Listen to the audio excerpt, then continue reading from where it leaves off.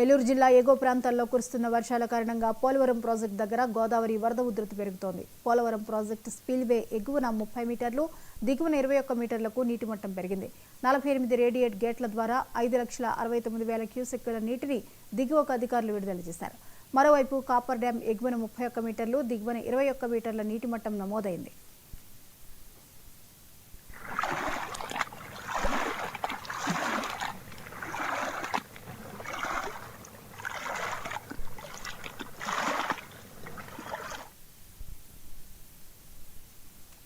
బంగాళాఖాతంలో అల్పపీడనం స్థిరంగా కొనసాగుతోంది. దీని ప్రభావంతో మరో 48 గంటల పాటు ఏపీలో పలుచోట్ల భారీ నుంచి అతి భారీ వర్షాలు కురిసే అవకాశం ఉందని వాతావరణ శాఖ స్పష్టం చేసింది.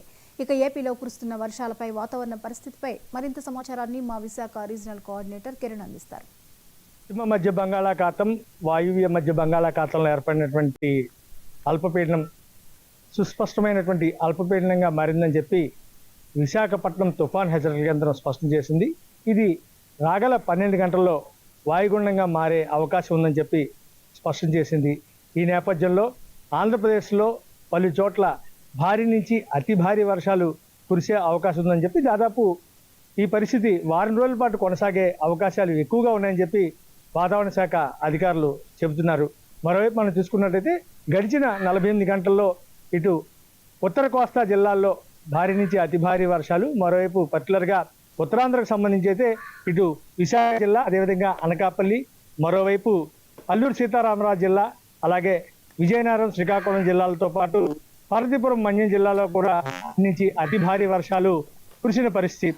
ఇదే పరిస్థితి మరో వారం రోజుల పాటు ఖచ్చితంగా ఉంటుందని చెప్పి వాతావరణ శాఖ అంచనా వేస్తుంది. ఇక ఏదైతే నైరుతి ఋతుపవనాలు కూడా బలంగా ఉన్న నేపథ్యంలో వర్షాలు పెద్ద ఎత్తున కురుస్తాయని చెప్పి, ఇంకో పక్క తీరం వెంబడి 45 నుంచి 50 కిలోమీటర్ల వేగంతో బలమైన ఎదురుగాలు వీస్తాయని చెప్పి, ఒక్కో సందర్భంలో 65 కిలోమీటర్ల వేగంతో కూడా ఎదురుగాలు వీచే అవకాశాలు ఎక్కువగా ఉన్నాయని చెప్పి వాతావరణ శాఖ స్పష్టం చేస్తుంది. సముద్రం అల్లకల్లోలంగా ఉన్న నేపథ్యంలో 4 రోజుల పాటు, అంటే ఈ రోజు నుంచి 4 రోజుల పాటు మత్స్యకారులు ఎవరు కూడా వేటకు వెళ్ళరాదని చెప్పి స్పష్టమైన ఆదేశాలు జారీ చేసింది. ఇక్కడ రాష్ట్ర వ్యాప్తంగా భారీ వర్షాలు కురుస్తున్న నేపథ్యంలో ఇది వాయుగుండంగా మారుతున్న నేపథ్యంలో కూడా దీని ప్రభావం మరింత ఎక్కువగా ఉంటుందని చెప్పి, ఏదైతే లోతట్టు ప్రాంతాల్లో ఉన్న ప్రజలందరూ కూడా అప్రమత్తంగా ఉండాలని చెప్పి, ముఖ్యంగా ఇప్పటికే ఏదైతే రాష్ట్ర మంగళపూడి అనిత ఎవరైతే ఉన్నారో హోమ్ మినిస్టర్, ఆవిడ ఇప్పటికే అధికార యంత్రాంగాన్ని పూర్తి స్థాయిలో రాష్ట్ర వ్యాప్తంగా అలర్ట్ చేయడం జరిగింది. అన్ని జిల్లాల కలెక్టర్ కూడాను ఖచ్చితంగా టోల్ ఫ్రీ నెంబర్ను ఏర్పాటు చేయడం, సహాయక చర్యల కోసం ఎన్డీఆర్ఎఫ్, ఎస్డీఆర్ఎఫ్ బృందాలతో పాటు అందరూ అధికారులు, సిబ్బంది కూడా అలర్ట్గా ఉండాలని చెప్పి స్పష్టమైన ఆదేశాలు జారీ చేశారు.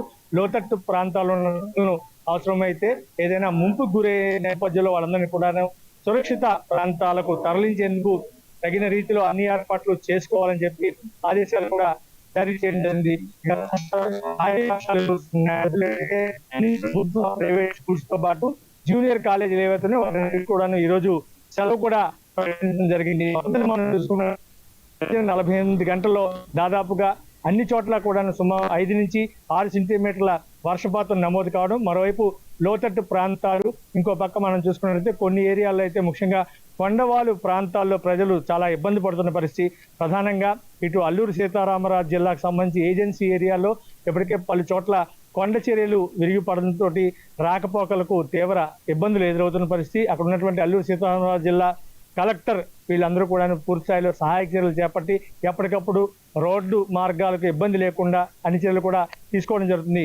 ఇంకో పక్క ఇటు చోడవరం కానీ, మరోవైపు అనకాపల్లి కానీ, అదేవిధంగా నర్సీపట్నం కానీ ఈ ప్రాంతాల్లో ఇప్పటికే చాలా చోట్ల వరద ముంపుతోటి అనేక చోట్ల ప్రజలు ఇబ్బంది పడుతున్న పరిస్థితి.